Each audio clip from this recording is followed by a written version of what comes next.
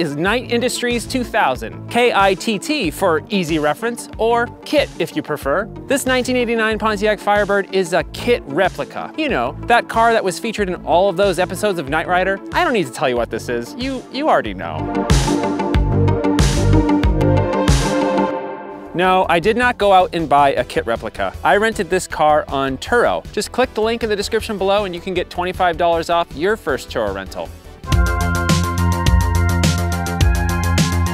All right, let's take a quick look around KITT. So the most notable difference between KITT and a regular Firebird is this fiberglass front end. And of course, this amazing thing right here, the scanner light.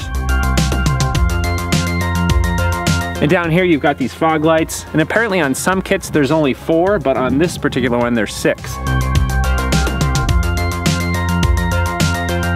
And then you've got these black wheel covers, which is another characteristic feature of KITT. And of course, T-tops. Wouldn't be KITT without T-tops. Apparently some kits that they used, they actually just put decals on to make it look like they were T-tops, and they didn't actually have T-tops, but the hero car that David Hasselhoff drove definitely had T-tops.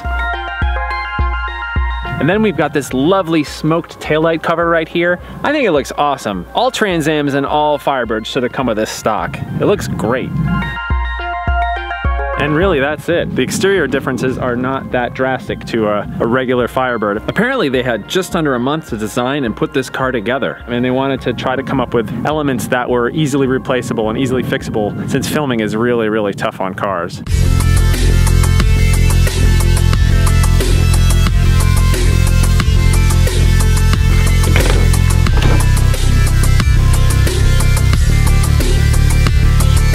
So here we are, sitting inside the Knight Industries 2000, or K-I.T.T. Now, even if you only know a little bit about the show, you'll probably remember this crazy steering yoke looking thing instead of the steering wheel. Michael Knight had to drive the car with this, which, as we'll get to in a little bit, is not really the best method to steer a vehicle, but it looks pretty cool, doesn't it?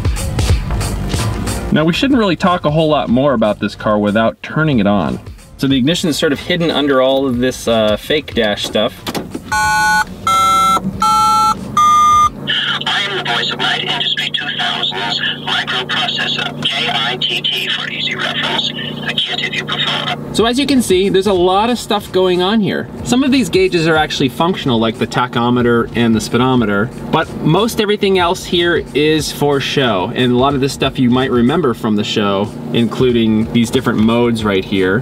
Currently we're in normal mode, but if we go over to this panel here, we can toggle into auto mode, normal mode, pursuit mode.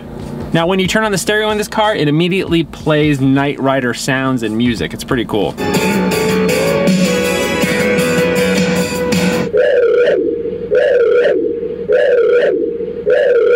Let me just take this steering wheel off for a second, and you can see underneath here the tons of wires and huge amount of electrical work that had to go into making this car possible.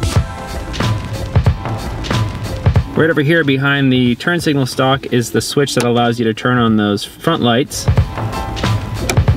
But besides all of this stuff right here in front of me, this is kind of just a standard issue Pontiac Firebird.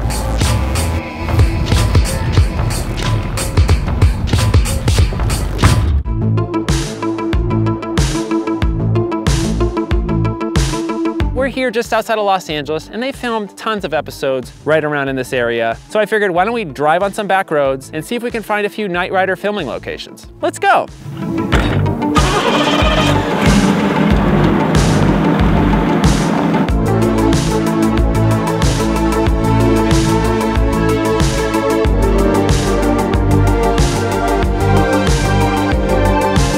The Knight Industries 2000.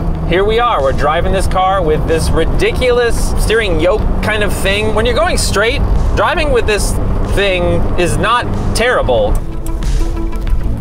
It's actually not as bad as I thought it'd be. Oh, I'm honking the horn, but let's see if I can turn this around. All right. I think that's the problem. The main problem is like it jabs you in the leg, which is, ow. That's not great. Okay. Ow.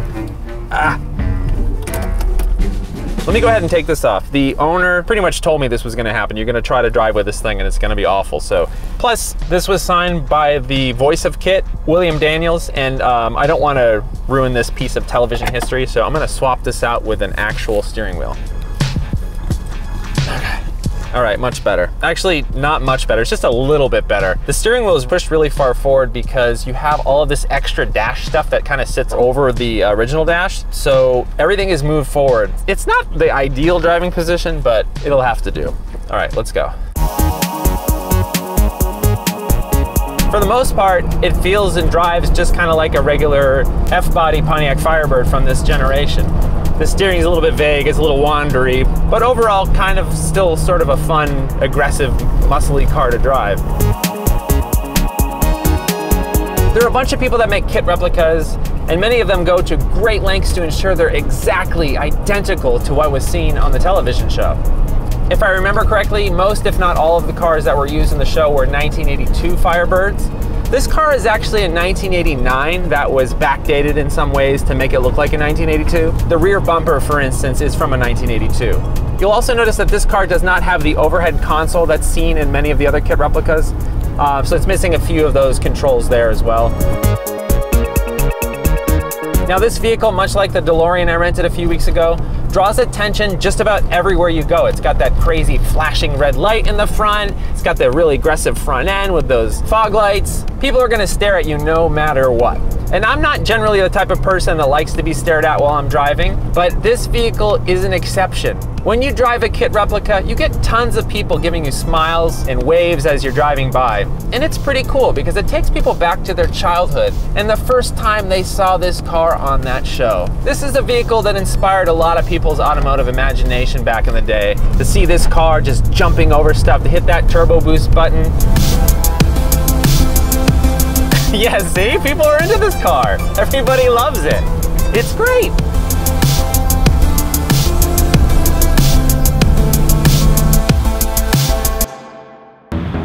The greater Los Angeles area is filled with locations that Knight Rider was filmed at. So I figured, why don't we pick just one episode and focus on that? Today, I'm choosing season 4, episode 13 of Knight Rider, titled Killer KITT. And I want to see if we pick a few of these locations and see how different they are 36 years later.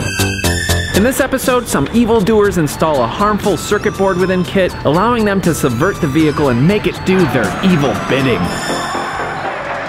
This episode starts off right here on the road adjacent to Zuma Beach, and Zuma Beach has been used as a filming location for tons of films, commercials, and TV shows. The episode starts off with Michael Knight backing KITT out of the FLAG truck in a dramatic fashion, as he usually does, and speeds off down the road.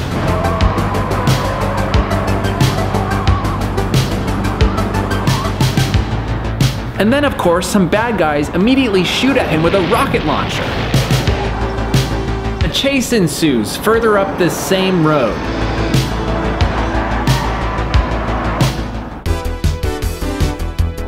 The chase continues all the way to Malibu Pier, which actually looks very similar to how it did back in the day.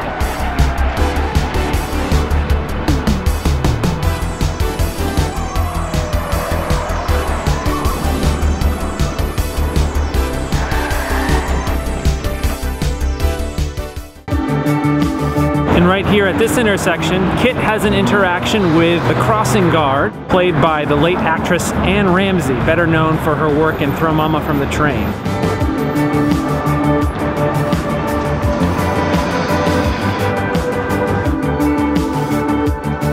At the corner of Hazeltine and Huston is where Michael Knight was sighted and attack mode was engaged.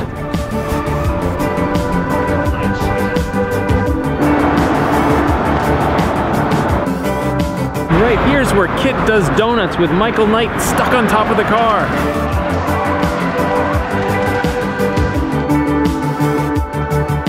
And then they drive through this parking lot with Michael still on the hood.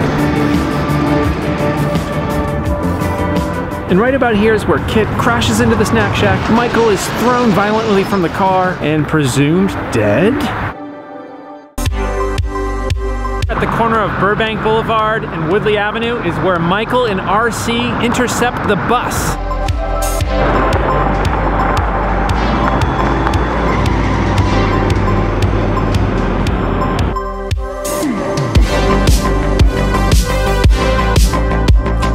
And right here off of Woodley Avenue, a fight ensues.